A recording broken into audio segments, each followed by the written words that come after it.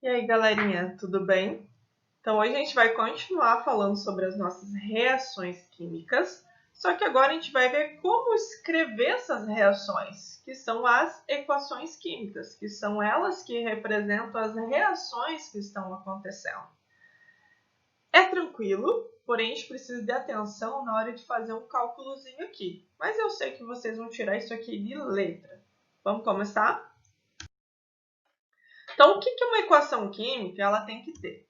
Ela tem que representar as transformações que estão acontecendo, em que condição, que temperatura ou que estado ela se encontra, se ela é gasosa, se ela é líquida, se está no estado aquoso. Isso é representado por um símbolozinho embaixo do elemento que a gente está analisando. Então, quando aparecem umas letrinhas, eu já vou mostrar um exemplo para vocês, um G, um L, isso quer dizer o estado físico em que essa substância se encontra.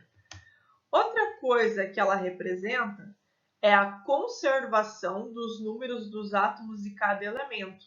Ela tem que representar a quantidade que eu tenho de cada elemento naquela equação. Vou mostrar um exemplo aqui. Aqui eu tenho um carbono, grafite. O grafite é uma forma de carbono. Pensa no grafite aí da lapiseira de vocês, do lápis. Isso é carbono. Então, eu estou falando desse carbono em questão. Então, eu tenho um átomo de carbono que está reagindo com um átomo de oxigênio. Como é O2, eu sei que é gás oxigênio. E eu também sei porque eu tenho esse Gzinho aqui embaixo indicando o estado gasoso. Então, os gases eles são representados sempre com dois átomos do mesmo elemento. Nós já conversamos sobre isso antes, é bom relembrar. Então, o carbono reagiu com um átomo do gás, um elemento, uma substância do gás oxigênio, e quando eles reagiram, eles formaram um CO2. Então, isso é uma equação química. Ela representa a quantidade de substâncias que estão reagindo e estão sendo produzidas e o estado dessas substâncias, né? Se é gasoso, se é líquido, se é sólido. Isso pode ser representado sempre e deve ser representado numa equação química. Para a gente ver como que funciona essa análise, como escrever essas equações químicas, eu vou usar a mesma equação que eu utilizei no exemplo anterior. Então, eu tenho um carbono grafite reagindo com um gás oxigênio, formando um CO2.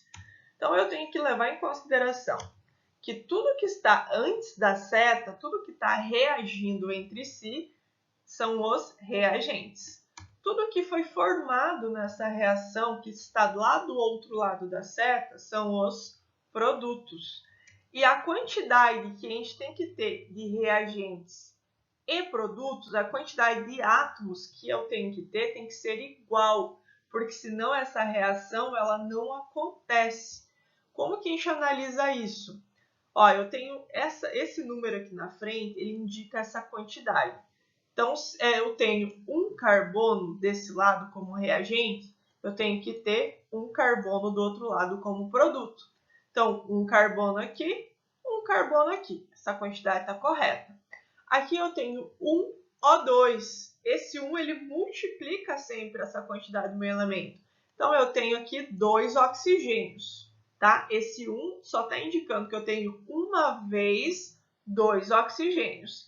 Então, do outro lado, eu também tenho que ter dois oxigênios. E eu sempre reconheço por esse número que está embaixo. Que nem o carbono, ele não tem nenhum númerozinho apresentado aqui. Então, quer dizer que é 1. Então, eu tenho um carbono aqui, um carbono aqui. Dois oxigênios aqui desse lado, dois oxigênios aqui desse lado. Quando essa quantidade está igual dos dois lados da minha equação, quer dizer que essa equação está num balanceamento químico. Só que não é sempre que está assim. As reações, para elas acontecerem na vida real, e tem que existir esse balanceamento. Tem que ter a mesma quantidade de átomos dos dois lados da equação, porque senão ela não ocorre. Ou ela ocorre e vai ter algum problema. Então, nós temos que fazer esse balanceamento quando ele não aparece para nós. E a gente já vai ver o passo a passo de como reconhecer isso. Primeiro eu vou usar um exemplo para ficar bem fácil. Pensa que você pediu uma pizza de calabresa em casa e ela não veio fatiada. É uma pizza inteira. Se você cortar ela em 8 pedaços, ela deixa de ser pizza? Ela continua sendo a sua pizza. Só que agora ela está em 8 pedaços. Então vamos supor que essa pizza ela tem um peso aí de uma massa de 600 gramas. Quando você fatiou ela em 8 pedaços, ela continuou tendo 600 gramas. Isso segue a lei da conservação das massas. Então, pensa que aquela quantidade de elementos que eu tenho que ter antes e depois da reação tem que ser a mesma, porque senão ele foge dessa lei. Então, por isso que a gente faz o balanceamento químico, para poder ter a mesma quantidade de elementos dos dois lados. Por mais que eles mudem a formação, né? Talvez aquele carbono que estava reagindo com o oxigênio foi formar outra coisa lá do outro lado. Ele não forma carbono e oxigênio, ele forma uma substância nova. Então a tua pizza que chegou inteira depois de ser fatiada, ela não deixou de ser pizza. Ela só está agora colocada de uma forma diferente, né? Uma forma que é mais fácil de comer. Senão tem como você comer a pizza inteira aí mordendo, né? Então fica mais fácil de você reconhecer isso quando você está analisando que existe a mesma quantidade, vamos supor aqui, a mesma massa de pizza antes do corte e depois do corte. É isso que acontece nas equações. Eu tenho que ter a mesma quantidade, eu tenho que ter a mesma massa, que isso a gente vai ver depois, dos dois lados da equação para que essa reação possa acontecer. E aí a gente vai ver um exemplo bem calmamente para ficar claro isso aqui. A gente vai ter a próxima aula ainda, eu vou dar mais um exemplo para vocês, porque eu sei que isso aqui é um pouquinho mais complicado, mas depois que vocês pegam o jeito, vai ficar muito tranquilo de fazer. Então ele deu uma reação, eu tenho H2 mais O2, formou H2O, né? E aí a gente tem que realizar o balanceamento dessa equação. Por que eu sei que tem que realizar? Como é que vocês vão reconhecer isso? Fazendo isso aqui. A gente tem que contar o número de átomos dos reagentes e ele tem que ser igual ao número de átomos dos produtos. Isso para ele estar balanceado. Só olhando aqui rapidamente, eu sei que eu tenho 2 hidrogênio aqui. Do outro lado eu tenho 2 também. Só que oxigênio eu tenho 2 de reagente e só tenho 1 de produto. Então eu sei que essa equação não está balanceada. Ela está errada. E é isso que a gente tem que fazer. A gente tem que consertar essas equações. E a gente faz isso por meio do balanceamento químico.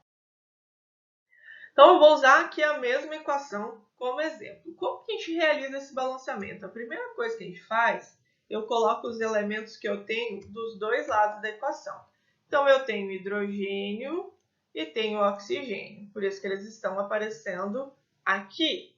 Do outro lado eu tenho hidrogênio e oxigênio, e aí eu coloco um embaixo do outro. Por que um embaixo do outro? Porque eu vou colocar a quantidade que eu tenho de cada um, e um não pode interferir o outro.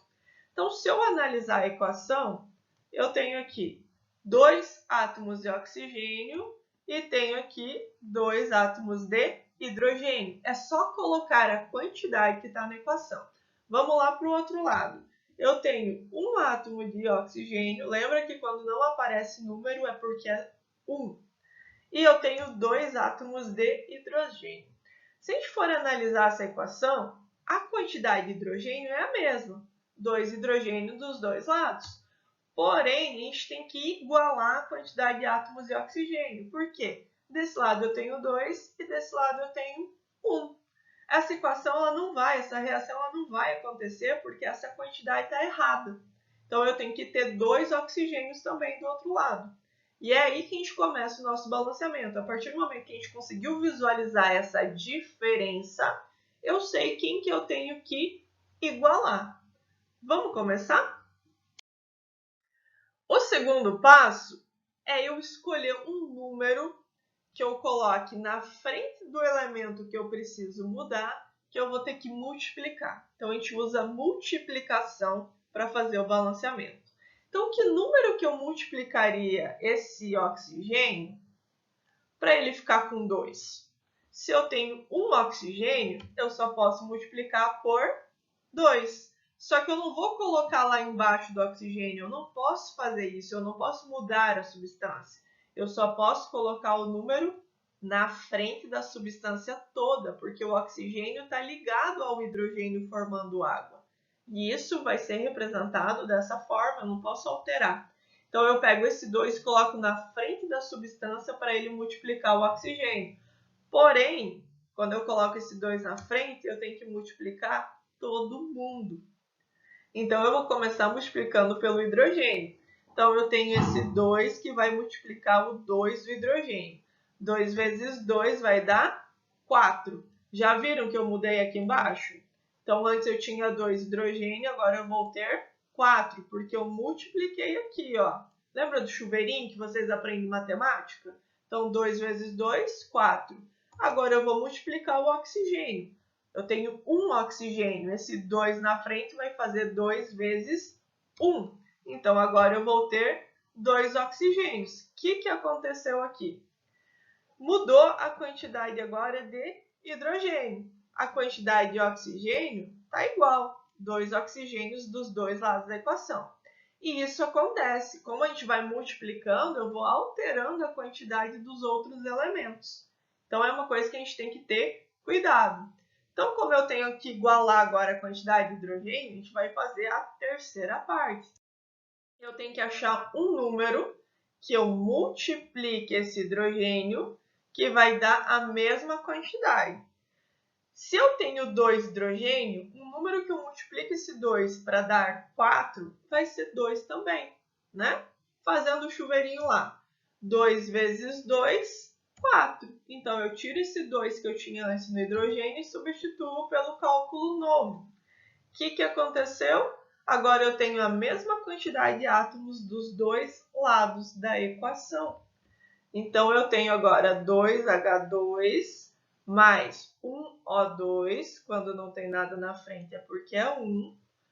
Reagindo, eles produziram 2H2O. Não é difícil, entenderam? A gente tem que achar um número que a gente multiplique aquele elemento para deixar todo mundo com a mesma quantidade. Então, eu terminei com 2 oxigênios de cada lado e 4 hidrogênios de cada lado. Eu sei que isso aqui é um pouco mais demorado para vocês pegarem o jeito, mas a gente vai fazer mais exemplos, a gente vai fazer muita atividade, porque isso aqui é muito importante para o ensino médio de vocês. A gente não consegue realizar nenhuma reação se ela não estiver balanceada. Então, a gente precisa ter essa noção de como fazer isso. Ok, pessoal? Quando a gente deixou essa quantidade dos dois lados da equação, a mesma quantidade dos elementos, agora a minha equação está balanceada. E é esse o objetivo dessa aula e de outras áreas que virão por aí. A gente balancear as equações. Ok? Então, na próxima aula eu vou fazer mais um exemplo. Então, na próxima semana a gente vai fazer atividades relacionadas a esse balanceamento. Uma ideia? Peguem essa equação, pausa, copia ela no papelzinho e tenta balancear ela. Tenta ver que número que eu multiplico aí, refaz essa equação para ver se você entendeu bem esse conteúdo. Qualquer coisa, me chama que eu posso te ajudar. Belezinha, pessoal? Então, até a próxima aula.